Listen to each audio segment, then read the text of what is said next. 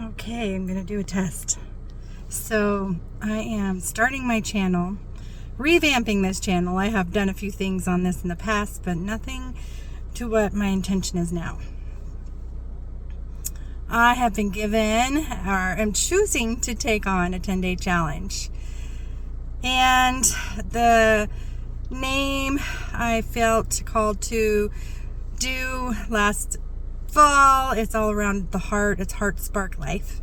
And really, I'm dedicating this channel to the remembrance of our heart, who we are at the core, at this magnificent light that's within us. And it's so pertinent at this time to be sharing our experiences and really just speaking from our hearts. My life has been around this topic about the heart. When I was little, I was all about the magic and the woo-woo, the fairies and all of that, little girl stuff. And at 17, I collapsed with a hole in my heart in between the atriums. And that can be pretty common with babies that are first born. And usually it's caught pretty soon after birth. Well, mine wasn't. Since mine was so big, it wasn't caught until I was 17. I was a swimmer. I could never do more than a 50. Trying to do those hundreds, 200s, 400s, I could never do it. Look at my eyes bulge out.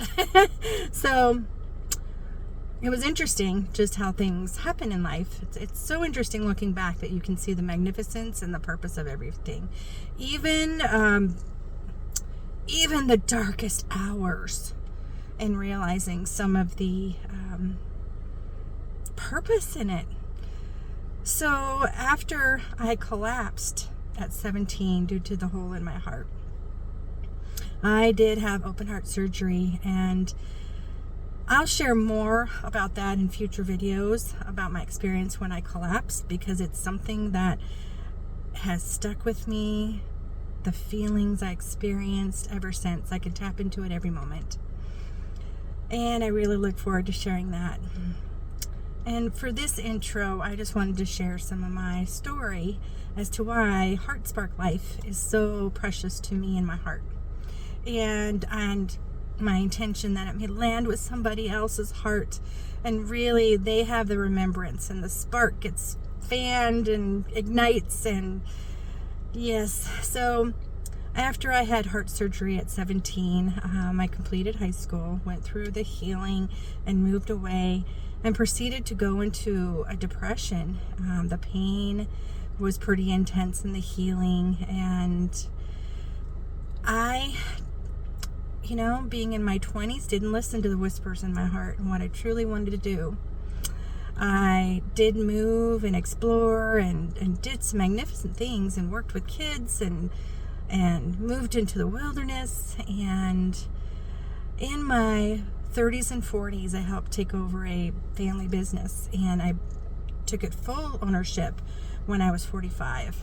And it was big. And to be honest, I know part of me, I took it on, I think, as a feeling I had to, obligation.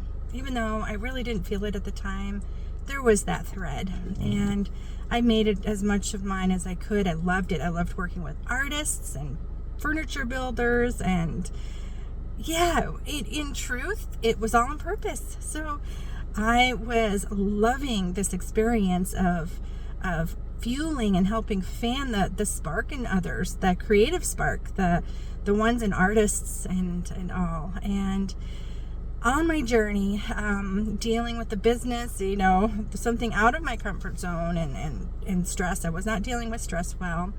I did do the emotional eating and gained some weight, and worked a lot. I worked a lot, and it was a trauma work, stress. I did not have the work-life balance, and that is another topic down the road to talk about work-life balance. But I will say, in 2020, when everything was going on and the intensity, I worked myself into congestive heart failure.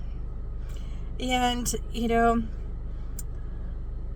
it was a pretty bleak outlook for a while. And I sold the business. I had the dream of selling it to a local family that could really benefit from it. And that happened.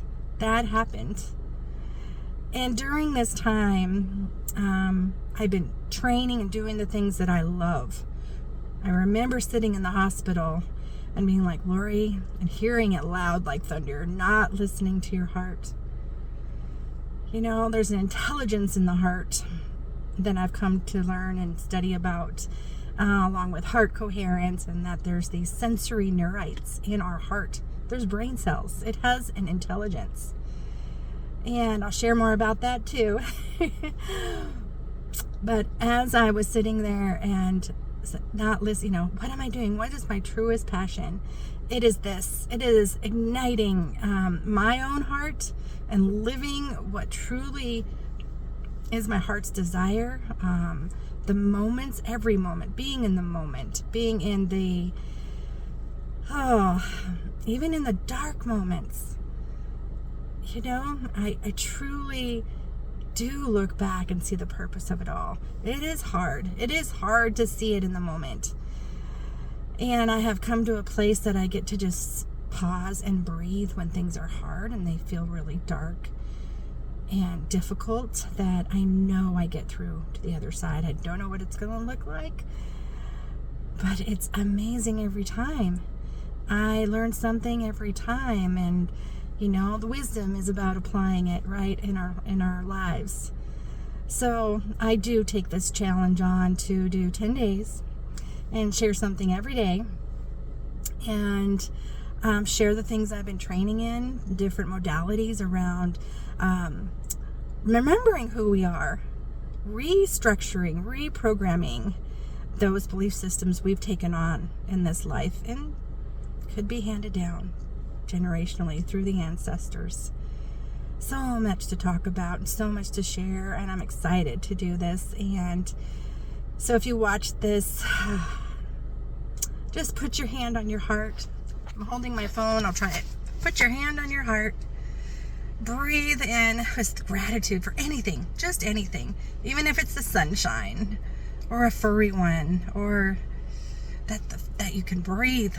Some days that's me. Grateful for this breath. So for now, I sign off on this first intro video and send so much love. And this is all about remembering who we are. And that can sound so big and vast, and it's actually quite simple, that I find. So I look forward to sharing. Okay, so much love to all. Thank you, and have a beautiful, beautiful day. Okay, bye for now.